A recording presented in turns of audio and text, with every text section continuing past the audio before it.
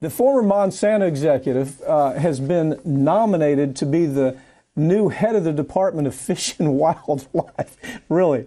If approved, this former Monsanto employee is going to be making decisions on a daily basis. It's going to affect our environment, going to affect, endangered species.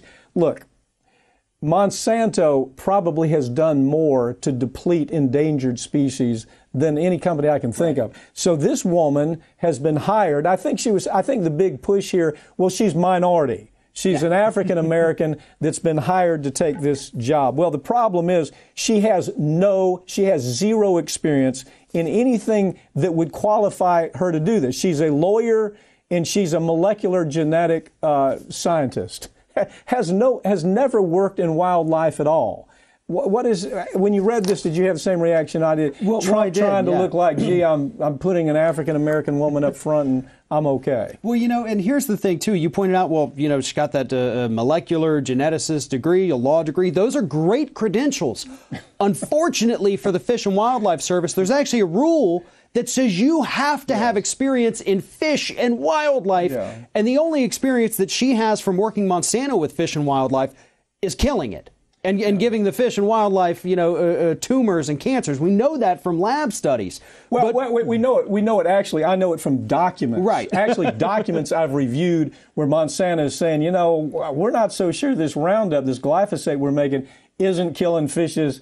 Yeah, it is not killing fish and is not affecting wildlife in a really, really bad way. So this is where she comes from. Well, it is. And, this is a horrible move by this administration, completely something we would expect, really.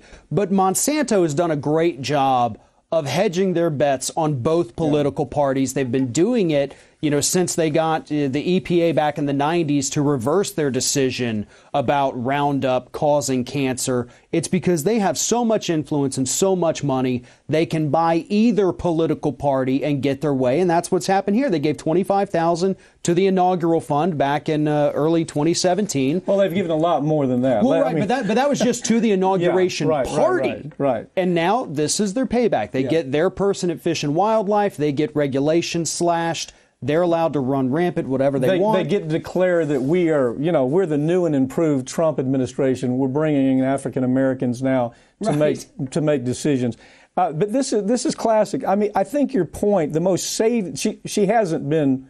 This isn't final at this point. Right. She will be. I mean, the Senate's not going to stop her. The Senate will not stop her. But I think it's so interesting that even that on the books, there's always been clearly on the books that a person who takes this position has got to have extensive experience in wildlife management. Yeah. She has zero. They're going to have to make an exception here. And your call is the same as mine. They will make the exception. I thought it was interesting. Ducks Unlimited came out and said, "Oh, this is a wonderful selection." I mean, what is that about? Is it the unlimited duck dinners by Christmas, or what is that about? I don't quite understand that connection. But thanks for joining me, Farron. These stories, as I say every week, we see a different angle on what's happening in politics in this country, and most of these stories right now are getting a little freakish. They are.